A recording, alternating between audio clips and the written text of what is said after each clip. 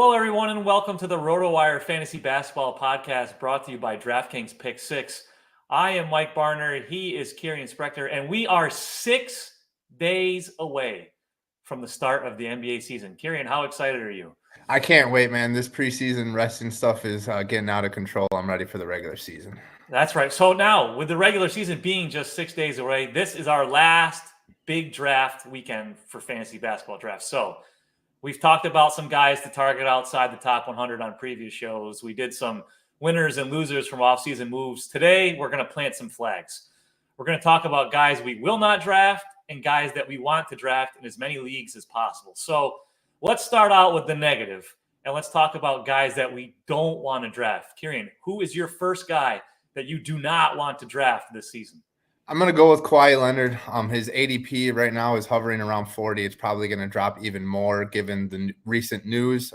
Ty Lue implied after Monday's preseason game that Kawhi probably wasn't going to be ready for the regular season opener. He didn't officially rule him out, so we still have a week before any of that is official. But if he's out, then he's probably going to be out for a couple more weeks too, right? Like, why would they just have him sit out opening night and then have him come back for the second game? So if he does miss the start of the season, how much time does he miss? It could be days, it could be weeks. And then when he's cleared, he could have major restrictions like he's had in the past, not playing back-to-backs, having his minutes limited at first. All of that is just fantasy nightmare material.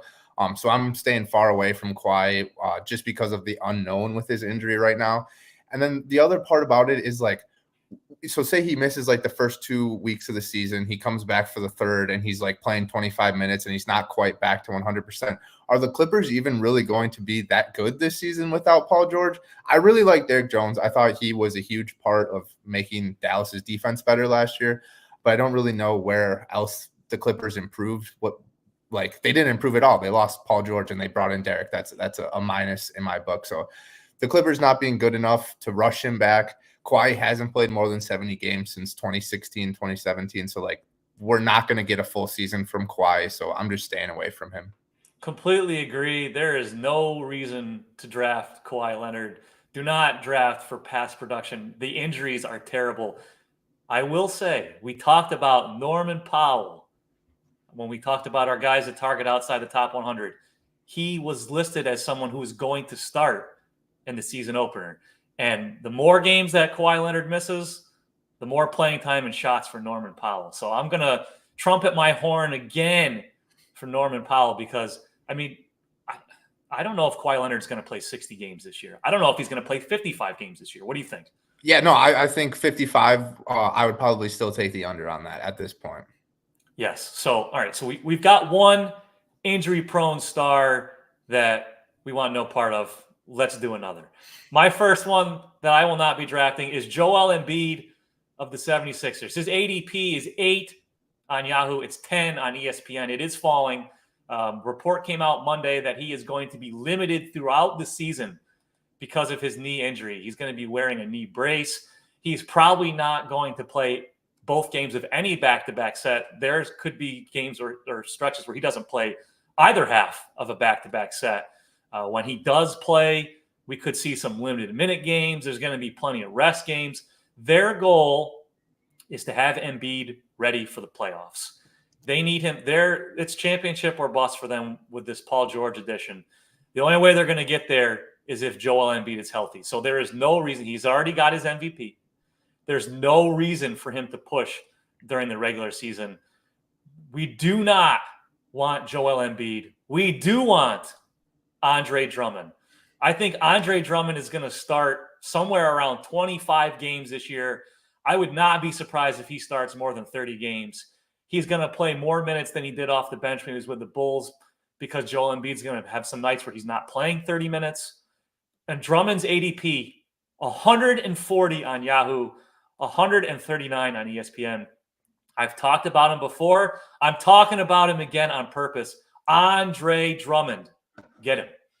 Yeah, absolutely agree. 100%. The Joel Embiid stuff is very nerve-wracking for fantasy managers. I think overall he will be fine, but they're just going to be super precautionary.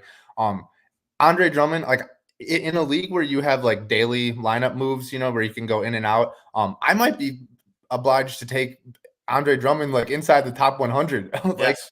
Like if you have that roster flexibility and you can do that, where you have to set it for a week, and Embiid's going to miss like one of the 3 games or whatever, that kind of puts you in a weird predicament. But if you have that daily roster flexibility, Andre Drummond's going to be an MVP for fantasy managers this year, especially where he's being drafted outside the top 140. That's a great point with the daily lineup management. If you're playing in leagues where you only set your lineup once a week, I hate those. I'm in some. Yes, you have to be. Some of these industry leagues, because people are in so many leagues, they only want to do once a week. I think if you're not playing in a daily lineup league, you got to do at least 2 lineup settings a week, Mondays and Thursdays. That makes it so it's not as much management, but it also helps if you have a guy who gets hurt on Monday, you're not stuck with him in your lineup for the whole week. So yeah, I like that part about Drummond. That's the absolute worst. It can absolutely tank you in those category leagues for sure. I don't like it. So who else do you not want to draft, Kirien? Who else? I'm going with Jaren Jackson. We talked about him a little bit last week. His ADP is sitting around 40. I talked about how his blocks per game went down the last 2 seasons. That's probably not going to revert back with the addition of Zach Edey. Edey has looked fantastic during the preseason. He's going to be the center. Jaren Jackson is going to get his wish, and he's going to be able to play that power forward and chuck threes a la Karl Anthony Towns the last couple of years with Rudy Gobert. While his like blocks went down, his offense production went up last year, which kind of like stagnated him in fantasy. But that was also because Marcus Smart, Desmond Bane, and Ja Morant were all out. That offense production is probably not going to be there. He's still going to hit some threes. He's not a prolific rebounder or assist guy. So like, where is this production going to come from? His blocks are going down, his steals are going down, doesn't get rebounds, doesn't get assists, scoring is going to go down. Already has an injury during the preseason. I think I'm not super concerned about the injury heading into the regular season, but he is already banged up. So maybe there is some limitations. And then, going back to the bread and butter, he's played more than 66 games only twice in his 6 years. That's a red flag for me. Adding into all the other variables for him this season, and I'm staying away from Jaren Jackson. Yeah, I like that. I'm going to stay in the Western Conference, and I'm going to go with CJ McCollum of the Pelicans. His ADP is 86 on Yahoo and 80 on ESPN. He is going to have the ball in his hands a lot less now with DeJounte Murray on the team. Now, McCollum already saw his assist numbers drop last season. He averaged 4.6 assists per game. That was because Zion Williamson was mostly healthy. 2 seasons ago, when Williamson only played 29 games, McCollum averaged 5.7 assists. So that was already a pretty big drop. I think it's going to drop even further. McCollum also has another streak. He has averaged at least 20 points in 9 straight seasons. I think that streak is going to end. His usage rate is going to drop quite a bit. I think he's still going to be a good source for 3-pointers, but when you factor in the overall limitations, I don't like taking him inside the top 80. Yeah, I totally agree here too. I think it's one of those instances where it will be on occasion a really good real life player. Like there will be games where he scores maybe 25, 28 points, 30 points, and he is the guy that night. But the Pelicans don't need him to be that on a regular basis at all. And for fantasy purposes, we need the guys that are the guys on a regular basis. And so McCollum is not that. DeJounte Murray, Brandon Ingram, Zion Williamson, we don't know what the future holds for Brandon Ingram, but for now he is in New Orleans and will be a lead dog while he's there. So like I said, or like you said, like he's not going to be as consistent as he has been in the past. That's right. All right. So we've already talked about 2 guys each we do not want to draft. Let's bring it home. Who is the final guy that you are not drafting this season? Going with Tyler Herro. It hurts me to say he is a Wisconsinite. He did commit to the University of Wisconsin, my alma mater, initially before leaving us for Kentucky. So I still, a lot of Badger fans have some animosity for him for making that decision. But it worked out for him. His ADP is around 80 right now. He's finished inside the top 80 in 8 cat leagues only twice in his career. So like he's had a pretty good career up to this point, but it still hasn't really translated to that huge fantasy season. Look, the Heat dealt with a lot of injuries last year. Butler missed a lot of time. They brought in Terry Rozier, who then ended up missing a lot of time. The reports out of camp, Herro said yesterday, he said, look, Rozier is the point guard. I'm going to play shooting guard. He's like, I haven't really played shooting guard since I was at Kentucky. And so he's like, I'm going to have a lot less ball handling opportunities. That probably means fewer assists, but maybe some more threes. You also have to look at like the emergence of Jaime Jaquez. Like he was really good last year. I'm not going to say Jaquez is going to take Herro's spot or whatever, but while Herro deals with these little ailments that he's dealt with in every season of his career, maybe the Heat are easier to say, okay, well, we'll just give Jaime the second night of a back-to-back or whatever. And Herro's still young, so I'm not saying like he's going to be on the Joel Embiid, Kawhi Leonard, and any of that stuff. But like Herro's injury concerns are a real thing, and I don't see that going away. He already dealt with a groin injury early in preseason. He missed one game and came back, so it's not like a long-term thing. But those little things can add up over a 82-game season for sure. And like I said, I always go back to those games played. Like that's the biggest thing for me, right? Herro has never played more than 67 games in a season, and he played 42 last year. That just doesn't give me a lot of confidence. Pick 80, you can take some shots, but I think this year there are some safer players with higher upside than Herro at that spot. He reminds me a lot of McCollum in that he now has a point guard that's going to hurt his assists, hurt his usage rate, and he doesn't provide much defensively. So you're really counting on Herro to give you those points, 3-pointers, and assists. And if he takes hits in those categories, then yeah, that's going to be really tough on him moving forward. Yeah, totally. And while we're on the topic, Devin Booker, Tyus Jones is there. He's moving back to shooting guard. I think Booker's still 1A or 1B to KD, but it's that same thing with the point guard coming in and changing the dynamic for those heavy usage players. All right, my final guy that I want no part of this season because he doesn't want any part is Jerami Grant. Does Jerami Grant know what it's like to play games in April? Because he's never healthy at the end of the season. Either he's hurt or he's tanking. He played in just 54 games last season. The good news, he averaged 21 points and just over 2 3-pointers. That's about it. He averaged 3.5 rebounds, under 3 assists, and 0.8 steals a game. So none of that's great. He's played in 63 or fewer games in 4 straight seasons. The Trailblazers are going to be bad again. So if he's still on the team by the time the end of the season rolls around, he's probably not going to be playing games. If he gets traded to a contender, then he's probably going to take on a lesser role than he has with the Trailblazers. So his scoring numbers would decline. And that's kind of really the only area he's been helping out with. Right now, his ADP on Yahoo is 108. It's 125 on ESPN. You talked about this guy last week. RJ Barrett has an ADP of 106 on Yahoo. If anybody takes Jerami Grant over RJ Barrett, they need to consult with a physician because their medications are wrong. They're having some sort of a health issue. You cannot take Jerami Grant over RJ Barrett. So no part of Jerami Grant for me, Kirien. I will say Barrett has the right shoulder injury, so that might doesn't matter. He'll still play more games than Grant because Grant's not going to play the entire month of April. He won't be there for half of March. He'll already be checked out at that point. And even if he gets traded, he's going to be traded to a team where he'll have a lesser role. So I 100% agree. Before we get into the pick 6 ad, we do have some comments, so I just want to address those real quick. CJ said he'd gladly take Kawhi if he's there round 5 upside. All you need is 40 to 50 games from him to be a round 1 talent. I would say you probably need 60 to 70 games for a round 1 talent. And then he also said, yes, exactly. Got him round 5 in my cat league and have an IL spot. Couldn't be happier. I'm happy that you're happy, but I don't want to waste a round pick or a round 5 pick on an IL spot guy. I would rather have a guy that's going to be producing for me right away, especially in those category leagues where if you fall down early in the standings, it can be hard to get up. I do agree that there can be some value for Kawhi as the season progresses, but right now he could there could be a report tomorrow that says Kawhi is going to have surgery and he's going to be out for the season. There's so much unknown about this injury right now. He consistently says he's fine. He's fine. Team USA, he shows up for practice, can't practice. He tried to play in the playoffs last year, played 2 games, did not look like himself. I am the biggest Kawhi guy ever.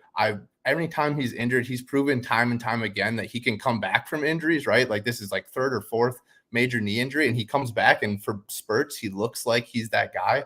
But be careful, guys. Like, there could be a report tomorrow that says he's out for 2 months, 3 months. So there is still unknown to that. I hope he's back as soon as possible, but we just don't know it at this point. My thought is there are so many injuries and players that are rested in the NBA that we have no idea are coming. Why would you add to that by taking a guy that you know is hurt and has a terrible injury history? To me, I'll say it. I'm not taking him inside the top 100. I don't care. I don't want to waste a pick on a guy that, the Clippers are probably going to be bad. So even if he's healthy at some point, if any nagging injury comes up, he could be a Jerami Grant situation where we don't see him for half of March and all of April. Now, if your league ends before then, if you're in a head-to-head league, then maybe you're not as worried about that. But if you're in a rotisserie league that goes all the way to the last day of the season, you need those games, and I'm just not going to take the risk. I'm not going to take the risk. I will also say most of my leagues, industry leagues, we're starting at least 8 guys, 10 guys in a lineup. So if you are in one of those classic ESPN leagues where you only have 5 starting spots, yeah, your round 6 pick, he would be a bench guy anyways. Sure, like I could see where that. I'm coming from the perspective of where I'm drafting 8, 10. I'm in one league where we start 14 guys every week. So like that changes the math a little bit. So like if you are drafting him already as a bench guy and you're going to put him on the IR and then just pick up another bench guy, I can see where round 6, might be feasible. But like you said, I'm probably outside the top 100, especially in those deeper leagues. That is a great point with regards to league format. So now before we move on and we talk about guys that we want, these are guys that we want to have on as many teams as possible this season. Let's hear a word from our good friends at DraftKings Pick6. We're thrilled to be partnering up with DraftKings Pick6 this NBA season. And we still got a little time before opening night, but plenty of NFL options available over at Pick6. Really been enjoying playing there each and every weekend. Think a certain quarterback will throw for more than 300 yards. How about your favorite receiver scoring a touchdown? Check out Pick6, the newest way to play fantasy football and win cash with DraftKings. Here's how it works. Just pick 2 to 6 players of the same sport and choose if they'll have more or less of a given stat. For football, we're talking yards, catches, touchdowns, etc. Lock in your picks and compete against opponents for a shot to win huge cash prizes. Download the all-new DraftKings Pick6 app right now and use our code ROTOPICK. That's ROTOPICK, ROTOPICK. For new Pick6 customers, play at least $5, get $50 in Pick6 credits guaranteed. Again, that code is ROTOPICK. Gambling problem? Call 1-800-GAMBLER. Help is available for problem gambling. Call 888-789-7777 or visit ccpg.org in Connecticut. Must be 18 plus. Age and eligibility restrictions vary by jurisdiction. Pick6 not available everywhere, including New York and Ontario. Void where prohibited. See terms at pick6.draftkings.com/promos.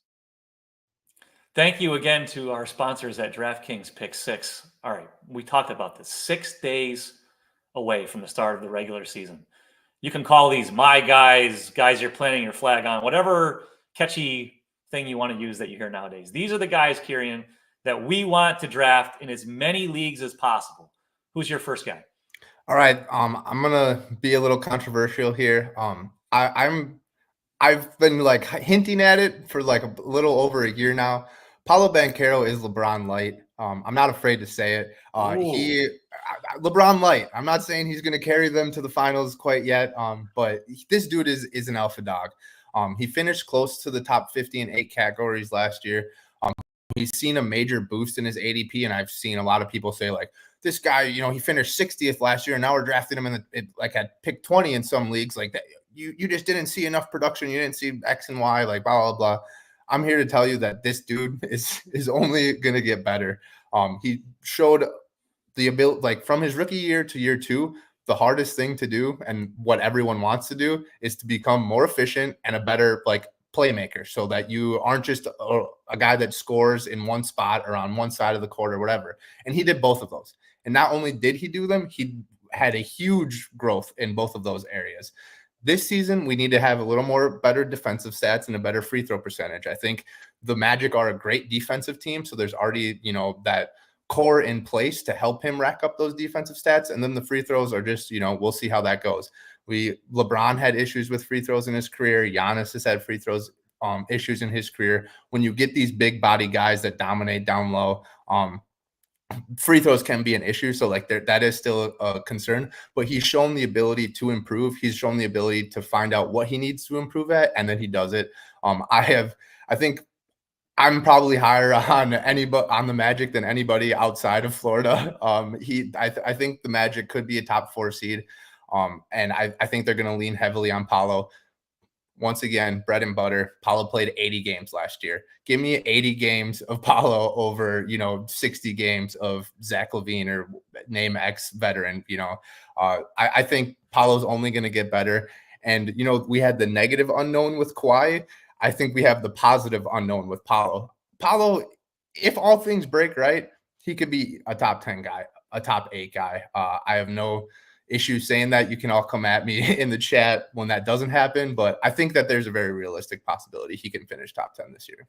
I love it. I wrote an article this week or last week, safest players to draft, and he was in it. His floor is so high.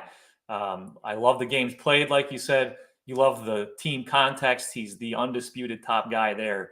I'm 100% with you on Paolo Banchero. I am going to go with my first guy being Domantas Sabonis. Now, if you're picking your ideal draft spot, it's got to be one or two. You got to get Wembanyama or Jokic. If you don't get the first or second pick in your draft, I want to be at the end. Why? Because I want Sabonis. Right now, his ADP is 14 on Yahoo. Last season, he averaged 19.4 points, 13.7 rebounds, and 8.2 assists. Now, that might be hard to replicate, but think about this. He has averaged at least 18.5 points, 12 rebounds, and 5 assists in 5 straight seasons. Now, he's never been a high usage rate player, so I don't think the addition of DeMar DeRozan is going to really negatively impact him in terms of his points per game. I love him in any format, specifically love him in points formats. I think he is one of the safest players to build your team around. I want Domantas Sabonis. Yeah, no issues here. The DeMar DeRozan thing obviously is the biggest yellow flag.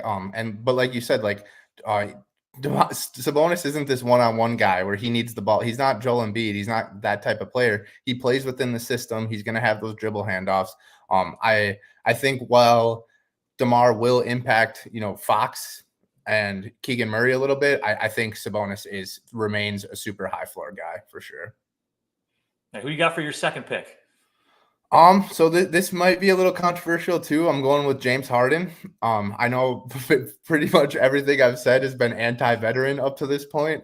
But you got to show some love to the old guys. You look at Kawhi. Maybe Kawhi misses 2 months this season. Maybe Kawhi only misses 2 games. But without Paul George and maybe Kawhi, James Harden's the lead dog. I'm not going to say that James Harden is going to revert back to Houston Harden days and average 36 points or whatever it was, and be that crazy prolific player.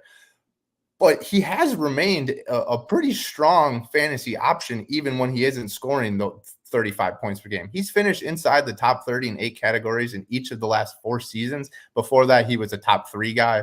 So there has been a little bit of a drop off, but he is still those assists and running the offense. He can still put up major numbers.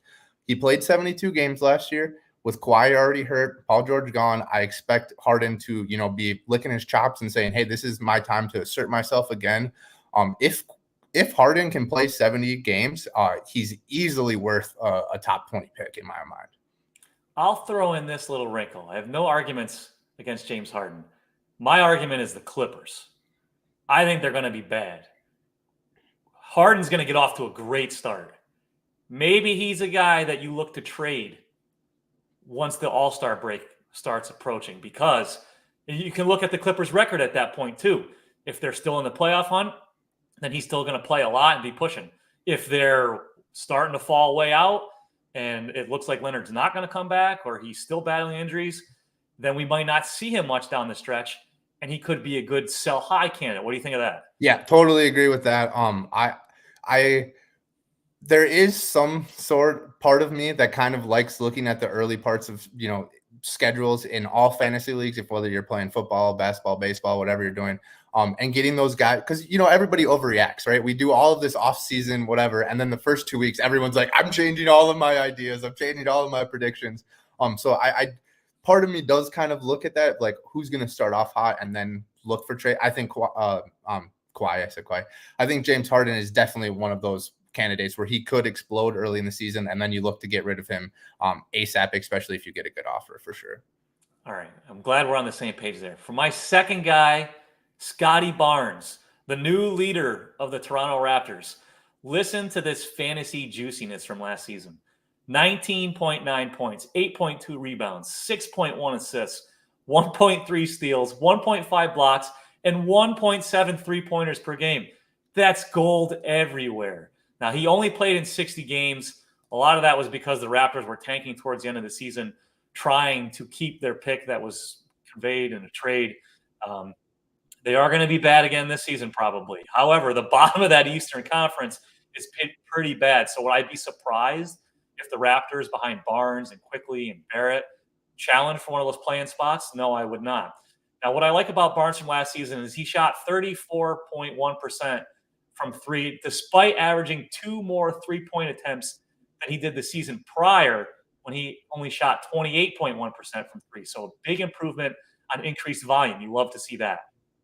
Yeah, totally. I think that's the biggest part, right? Like we already knew that he could rack up the rebounds, the assists, and he was a solid like playmaker. But that 3-point, and it's like the big thing is he increased the volume and the percentage. When you increase the volume, the percentage drops a little bit. So ideally, like he continues on that trajectory. The Raptors, we'll see about that play-in game. It feels like if anybody just takes it seriously in the East, they could have a chance for the play-in. So yeah, I'm all in on Scottie. We'll see how Barrett is to start the season, and then Quigley is like really the only other guy that is competing for usage there. So I'm all aboard the Scottie hype train this year for sure. What I really liked about Barnes, the preseason game yesterday was a perfect example of what he can do.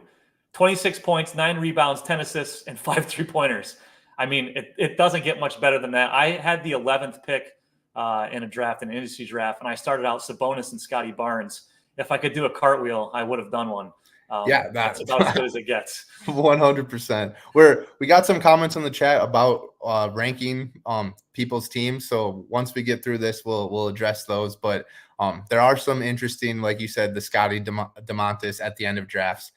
There are some different ways you can go. But I do, like you said, if you don't have a top pick, you want at the back end of the draft. And I totally agree with that, because I love like doubling up on guys. Like you're like, I got a couple guys in this range, and then you can snipe those two. My last guy, I'm rolling safe with this one. I had two probably a little, less than safe picks. So this last one, he's one of my safest picks this year. It's Bam Adebayo, ADP around 30 this year. He's one of the safest players in fantasy. And if like he does a little bit of everything, and if the rumors are true, he's going to be shooting a lot more 3-pointers this year, which has really been his only knock in fantasy, which keeps him in that 30 range and not that top 15, top 10 range. He showed it at the Olympics. He was hitting some threes at the Olympics. He's shown it during the preseason. Will that translate to the regular season? I don't know yet. But I'm willing to take a bet that he is still a really safe pick because of what he's shown in the past, playing at least 70 games in each of the last 2 seasons. He gets rebounds. He gets defensive stats. He's a high field goal percentage guy. His free throws won't kill you. And then if he adds that 3-point game, it takes a really safe pick into a really elite pick. So I'm drafting Bam at around pick 30 whenever I can. Yeah, he's, again, one of those high floor, safe guys that's good to build your team around early. I completely agree with you there. I'm going to finish up with Jalen Johnson of the Hawks. Now, 2 seasons ago, he averaged 15 minutes a game. Last season, 34. He took full advantage. He averaged 16 points, just under 9 rebounds, 3.6 assists. He gave you steals. He gave you 3-pointers. He shot over 51% from the field. Love to see a player with increases efficiency while playing more minutes and having a higher usage rate. DeJounte Murray's gone. We talked about that. So Johnson could be and should be the Hawks' number 2 scoring option behind Trae Young. His ADP on Yahoo is 42. I'll happily take him there. It's 62 on ESPN. I don't know what's going on there. I would definitely take him there and run. Jalen Johnson's a guy for me. I will be all over. I want him in as many leagues as possible. Shout out Wisconsin, another Wisconsin kid, that didn't go to my alma mater. So, my heart hurts a little bit. I love Jalen Johnson. My only concern is injuries. We'll see if that was last year was just a fluke or not. If he's on the court, he's going to be a superstar. And I like not just a star, a superstar. Like this dude is he could be a 25, 8-8 guy as soon as this year if he's on the court. Ricochet's there. Yeah, we'll see how he develops. DeAndre Hunter, Bogdanovich, Trae Young. I'm hesitant to say it to say it as a hot take, but Jalen Johnson could be the number one fantasy player for the Atlanta Hawks this season. I know Trae Young's there with the assists, the 3-pointers. He's super prolific, but Johnson's rebounding and defensive stats are pretty special for a young cat. We'll see it's a very hot take, and it's probably just a hot take for hot take reasons. But I'm all in on the Johnson hype train. He's probably like, if Paolo's number one for me, Johnson's number 2 on my hype train. So you stole him on my list this week, but I'm happy to praise him after you did for sure. It pays to be the one who creates the show rundown. All right. So before we get into our what was that stat lines of the week, let's hit some of those comments, Kirien. Where do you want to start off? All right. Kelvin says he had the last pick in a snake draft like you did, and he started Tatum, Sengun, Donovan Mitchell, I'm assuming, and De'Aaron Fox. I have no qualms with this at all. Donovan Mitchell is probably the one player that I look at there that we'll see how high his upside is. Like he has the history, he has the accolades. He is a really good player. The Cavs have been not as good as they should have been since they acquired Mitchell. So we'll see how that works. Fox and Goon, 2 up and coming absolute studs.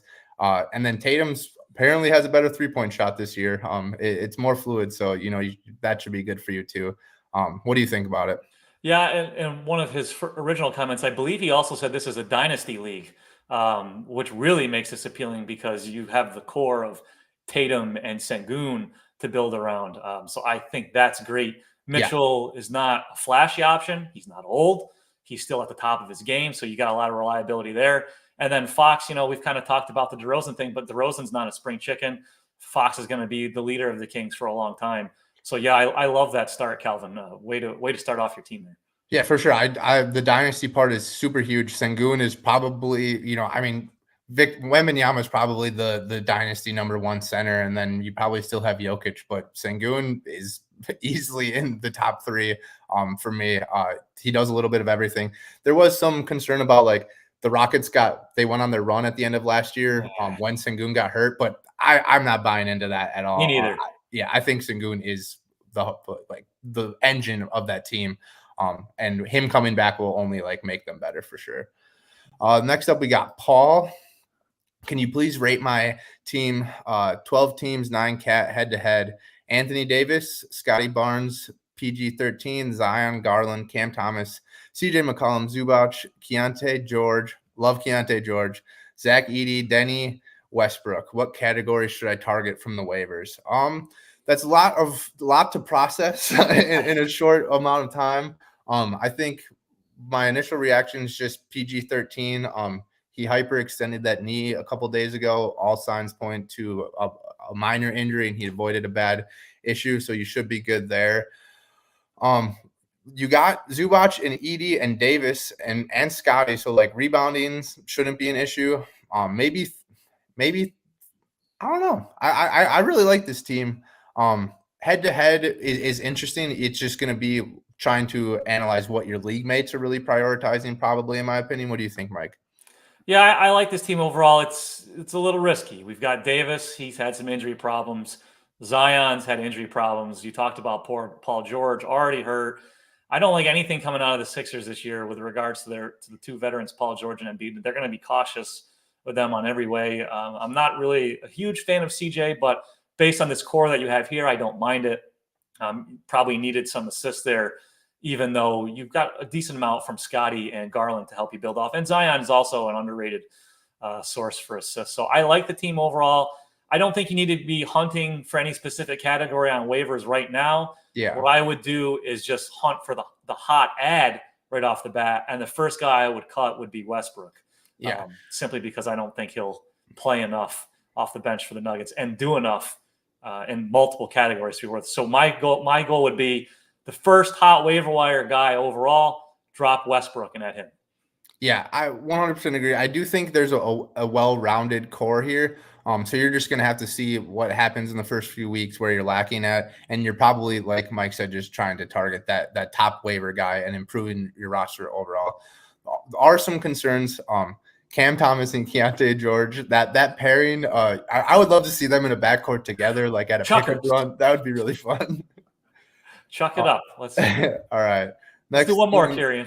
Moving on, we got I don't know how to say your name. I'm sorry about that, but my points league mock drafts, I have decided on this: Wemby, Sengun, LaMelo, Fred, Jalen Johnson, Tobias, Jordan Poole, Ayton, Kessler. What do you guys think? I will have the first pick. I'm not really sure. If you have the first pick, it's Wemby. For sure, in my opinion. The question is a little confusing to me. I think this is his plan. And I'll tell you right now, if your plan is to get Jalen Johnson in the 5th round, it's not going to come to fruition. No. I would take Jalen Johnson before Fred VanVleet. Yeah. He would be the guy I would definitely target. He's going to go, unless this is a 10-team league, still in a 10-team league, he's probably going to go top 40. So you're not going to get him around pick 50. So if you want Jalen Johnson, you got to take him at worst in the 4th round. For sure. Totally agree. And that does make sense now. The answering the questions in real time is obviously getting me today. Keep shooting the questions so I get better at it. But yeah, I would love a start of Wemby, Sengun, LaMelo, Jalen Johnson. I think that would be a really fun, high upside team for sure. We got James Chan chiming in with Ryan Dunn worth to draft this year in a 14-team Roto League. Look, he's been fantastic defensively during the preseason, but I just don't see enough minutes. If he gets enough minutes, it's probably because KD, Bradley Beal, Devin Booker are hurt, and then the Suns aren't good. So I don't really want him. Dynasty League, yeah, definitely. Maybe he's worth keeping an eye on, but to start the year, no, I don't think I'm drafting Ryan Dunn this year. Another one from James. He said, I got 13 picks the 13th pick in a 14-team league, and he went Harden and Scottie Barnes, so he's on our must draft list, so that's good to see. Derek Wu said, what do you think of Asar Thompson outlook this year, and do you think he's worth a stash on IL and 9-cat head-to-head in punt points threes? So the issue with Asar is he is currently like practicing, doing like limited stuff off to the side of practice. He's not practicing with the team. He's at the facility. He needs to be cleared by the NBA like Players Association because of the blood clot, the medical issue he had. If he's cleared, I like it. The Pistons brought in Tobias Harris, Malik Beasley too, Tim Hardaway. So there are some competition for there. If you can put him on an IL spot, I like him. I kept Asar in the team where we start, or the league where we start 14 players. I kept Asar in that dynasty league. I think he has really high upside. I'm worried about his outlook right away. So if you do have that IL spot, that's clutch for sure. Yeah, I agree. I don't think he's someone that if you have an IL spot and you can take him with one of your last few picks, sure. But he's not someone that I'm actively targeting, saying, oh, this is a guy I have to stash in as many leagues as possible. Cool. Thanks for the questions, everybody. Thanks for chiming in. Keep doing that all season long. We're happy to answer your questions, and hopefully I can get better at reading the questions in a lot of time. You did great for the first time, and we got some people involved. Check mark, check mark. All right, now we're going to close things out with our What Was That stat line of the week. We're still haven't started the season, so we're going to discuss either some preseason stuff or some stat lines from last season. Kirien, what is your What Was That stat line of the week? All right. So we talked about last year's stats a lot already. I've been paying close attention to the preseason. Guys are resting, guys are sitting out. There's new injuries, fake injuries. Someone's just dealing with something and sitting out for a day. So I've been fully tuned into the preseason. It has been a mess. I cannot wait for the regular season. But the one thing that has stood out to me this preseason is Bronny James. Bronny James is shooting 12.5% from the field through 4 preseason games. What is that? Overall, he's 2 for 16 from the field and 0 for 7 from deep. Look, man, the unfair expectations were put upon him. That's not his fault. If his dad was anyone else, he wouldn't be in this position, right? However, King James, Mr. James, Bronny James' dad, whatever you want to call him, LeBron was talking wild smack last year. He said Bronny is already better than a lot of cats in this league. That put a huge target on Bronny's back, in my opinion. If you're one of those guys, if you're a Lonnie Walker, right? He's on the Celtics, non-guaranteed deal. Lonnie Walker deserves to be in the NBA, right? If you're a Lonnie Walker and you get to go up against Bronny James, Lonnie Walker is going to be licking his chops and cannot wait to destroy that kid. I feel for Bronny. He's going to earn his stripes through those battles, but it's going to be a tough go for him early on. I'm expecting him to head to the G League. I think that's what would be better, what would be best for him overall, is getting some work in the G League and not just sitting on the end of the bench following his dad around all season. But I don't know. This is not a great start. We saw Alex Sarr really not do well in summer league, and now in preseason he's doing better. So they're not going to write off Bronny James's career through 4 games, but for a guy that in my opinion probably shouldn't have even been drafted in the first place, this is not a good start at all. Yeah, it's tough. My son is 5. If I can open up doors for him down the road, I will. Not that I have a lot of doors to open, but yeah, it's. If I can say 2 or 3 things to the press and get my kid a multi-million-dollar contract, that seems like the fatherly thing to do. So I'm not throwing stones at anyone and saying anyone didn't do a good job. I'm just saying Bronny James is not off to a good start. All right. What was that stat line of the week? We haven't had our Bulls minute yet, so let's do it now. We're multitasking here. 2 things in one segment. Coby White averaged 19.1 points per game last season. This is a good, what was that? Now, he didn't even go into the season with a guaranteed starting spot. 2 seasons ago, he only averaged 23 minutes a game. Not only did he win the starting point guard spot, he played well. In addition to his scoring numbers, he averaged 4.5 rebounds and over 5 assists a game. That was great. When Zach LaVine went down, he became one of their main scoring options behind DeMar DeRozan. The Bulls, as you'll know, played much better when LaVine went down and White was playing more and taking more shots. Now, this season, his fantasy prognosis is a bit murkier. The Bulls wanted to trade Zach LaVine. He wants to be traded. No one wants him. He's always hurt. His contract stinks. So that's going to be tough. They brought in Josh Giddey. So he's going to have the ball in his hands a ton. That moves White over to shooting guard and LaVine to small forward. Side note, that defense is going to be awful. They also have Ayo Dosunmu. He's a good role player, good depth piece. Lonzo Ball is even supposed to be back. He's supposed to play in the preseason tonight. I'll believe it when I see it that he's actually going to have a somewhat significant role this season. So it's going to take a LaVine injury or a trade probably for Coby White to be able to match his production from last season. Could a team get desperate and trade for LaVine at some point? Maybe. Problem with White right now, ADP is not so bad on Yahoo at 87. It's 58 on ESPN. Do not do that. Coby White, what was that stat line of the week? Bulls minute, synergy, merged together. Kirien. I love it. It was perfect. My only thing I'm going to add is that in was it the play-in game where he dropped 42, or was that the last? I think it was the play-in game against the Hawks where he just went absolutely bonkers. I do always love in all fantasy. This can go for any sport. The playoff, the hype train leading a couple of years ago. Gabe Davis caught 3 touchdowns in the NFL playoffs, and then everyone drafted him in the 3rd round, and he scored 1 touchdown all season. Coby White is one of those guys where maybe a guy tuned in last year into the playing game was like, Coby White is the future of the Bulls. I'm going to draft him with my 40th overall pick.